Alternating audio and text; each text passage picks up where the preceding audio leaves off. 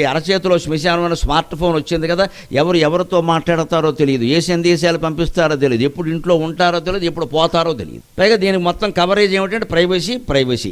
భార్య ఫోన్ భర్త చూడకూడదు, భర్త ఫోన్ భార్య ఇంక దాంపత్యం ఎందుకంటే పని లేక తలుపులు వేసుకోవడం, లోపల పెట్టుకుని మాట్లాడడం, తర్వాత సంసారాలు చెడిపోయాయంటే ముందు అనుమానం వస్తుంది. అసలు ముందు అనుమానం వస్తుంది.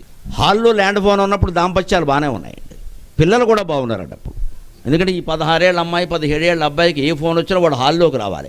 చచ్చినట్టు ఆ వైరు ఉంటుంది ఎంత పొడుగు, అక్కడ పెద్ద కొబ్బరితాడులాగా, దాన్ని పట్టుకుని మాట్లాడాలి. తండ్రి అక్కడ హిరణ్యకశిపుడిలో కూర్చుంటాడు, అక్కడ ఏంట్రా అంటారు, అయిపోతాడు వీడు, ఇంకేం మాట్లాడతాడు.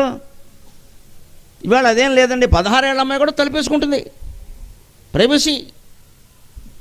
వాళ్ళ ఉద్యోగాలు వాళ్ళకి వచ్చే వరకు, వాళ్ళ సంసారాలు వాళ్ళకి ఏర్పడే వరకు ప్రైవసీలు పనికిరావమ్మా. ఖచ్చితంగా తల్లిదండ్రులు నియంత్రించాలి. ఇది కుదరదబ్బా అని చెప్పాలి.